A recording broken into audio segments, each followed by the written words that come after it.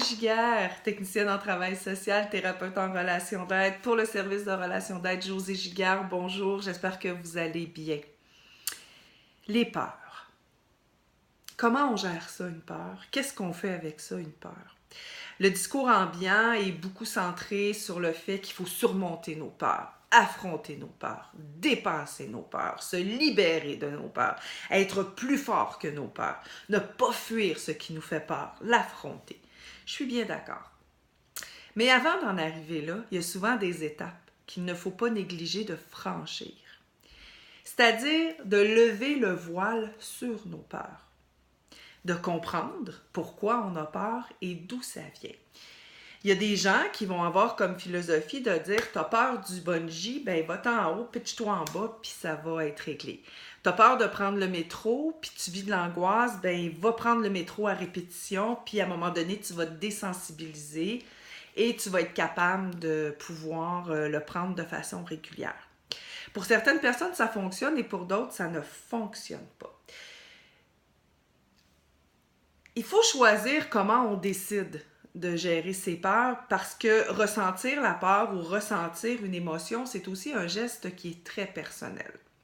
Et il y a des gens qui vont retirer le plaster petit coup par petit coup, puis il y a des gens qui vont le retirer au complet. Moi, ce que je me suis rendu compte par mon expérience personnelle, parce que quand je vous parle de gérer sa peur, c'est parce que je sais ce que c'est la peur. Je ne le sais pas juste théoriquement. Je le sais ici, à l'intérieur de moi. Je sais comment on se sent quand on a vraiment peur. Je sais aussi comment on se sent quand on est angoissé. C'est pas juste un concept pour moi, l'angoisse, c'est quelque chose que j'ai ressenti, que j'ai vécu souvent dans ma vie. Donc, je sais exactement ce que c'est. Je sais comment on peut être paralysé aussi de peur et d'angoisse. Donc, il y a des gens qui décident un peu de gérer leur peur comme on gérait les aliments qu'on n'aimait pas quand on était petit. C'est-à-dire notre mère ou notre père nous disait « Finis ton assiette », puis il restait juste des horribles choux de Bruxelles dedans. Et on décidait de se pincer le nez, de prendre des petits bouchées, d'avaler et c'était fini. On n'avait rien ressenti, mais on avait donné à nos parents le résultat qu'ils voulaient, l'assiette était vide. Est-ce qu'on était satisfait, nous? Est-ce qu'on avait aimé notre expérience?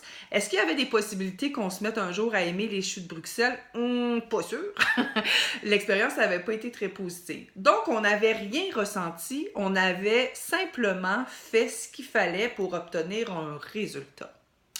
Et souvent, on va gérer nos peurs de la même façon. J'ai peur du métro, je fais de l'angoisse, j'ai peur d'aller toute seule en voiture, j'ai peur de m'affirmer.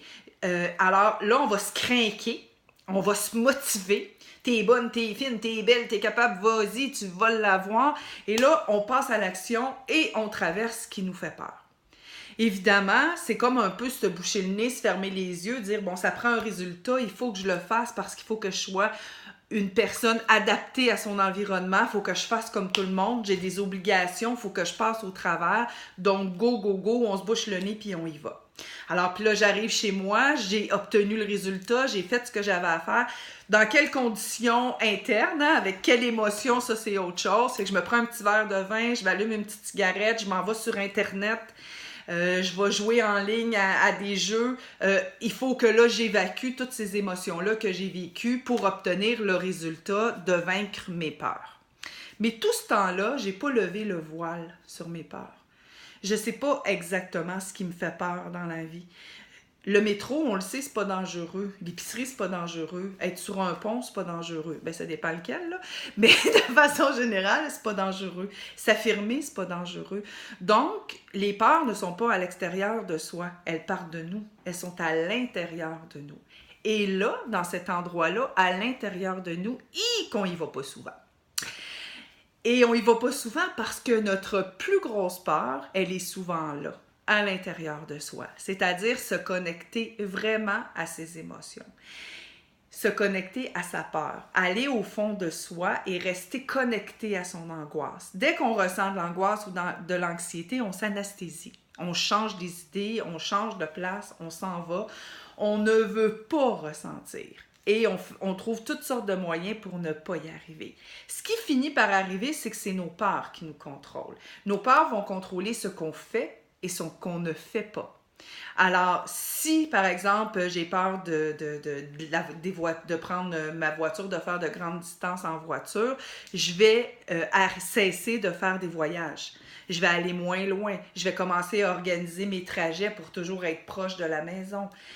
Si je panique quand je vais faire l'épicerie, puis ça fait 2-3 fois que je laisse mon panier en plein milieu d'une allée puis que je sors, ben je vais essayer d'amener quelqu'un avec moi faire l'épicerie. Je vais essayer d'y aller quand il y a moins de gens. Je vais organiser ma vie en fonction de mes peurs. Et c'est là que ça devient contraignant, que ça devient difficile à vivre, parce que mes peurs prennent finalement le contrôle de mon plaisir, de ma vie, et ce n'est plus moi qui décide, ce sont vraiment mes peurs qui sont au cœur de mes décisions.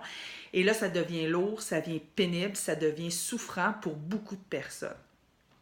Donc, gérer ses peurs, c'est pas simplement passer au travers. J'ai peur d'aller chez le docteur, ok, je me crains, que je me motive, j'y vais, je tiens mon souffle, je suis angoissée tout le temps que je suis là, je suis pas bien, j'ai juste hâte que ça finisse, mais ouf, je l'ai fait. J'ai réussi, j'ai passé au travers. On est beaucoup axé dans notre société sur le résultat. Hein? Peu importe dans l'état que tu vas le faire, peu importe comment tu vas finir cette activité-là que tu avais à faire, pourvu que tu l'aies faite, on est bien content. Tu vis des difficultés au travail, tu as de la misère à t'y rendre chaque matin, c'est pas grave, tu as fait ta semaine, tu es passé au travail, bravo. Dans quel état, on s'en fout, tu as donné un résultat. Okay? Et on achète beaucoup aussi cette croyance-là qu'il faut donner des résultats, qu'il faut être plus fort que tout. Mais on ne s'écoute pas. Je ne dis pas qu'il faut fuir ses peurs, c'est à peu près la pire chose, parce que plus on fuit ce qui nous fait peur, plus on donne de l'importance à ces peurs-là.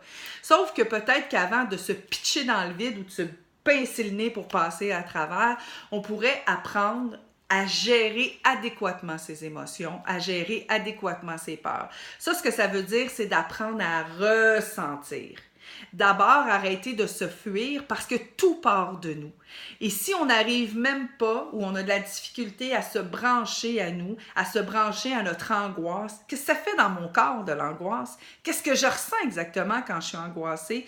Et qu'on ne va pas valider à quel point c'est pas dangereux finalement. C'est inconfortable, c'est pas le fun, ça peut être même pénible, mais c'est pas dangereux. Nos émotions, c'est comme quelque chose qui nous fait tellement peur qu'on cherche à les éviter à tout prix et on se conditionne comme être humain en se donnant toutes sortes de supports extérieurs pour pouvoir affronter ces peurs-là. Puis c'est même pas les affronter, hein? C'est pour pouvoir, en quelque sorte, les contrôler, pour pouvoir donner des résultats, c'est-à-dire être un être humain comme tous les autres, hein? Qui fonctionne et qui ne se plaint pas et qui fait ce qu'il a à faire. Alors, la gestion émotionnelle, c'est probablement l'étape principale pour commencer à faire un travail responsable, efficace et qui va à long terme vraiment apporter quelque chose de bénéfique à la diminution de nos peurs. Alors, je vous souhaite une belle journée et restez branchés à vous.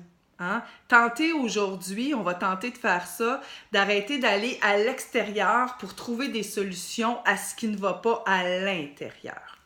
Bonne journée. Oups!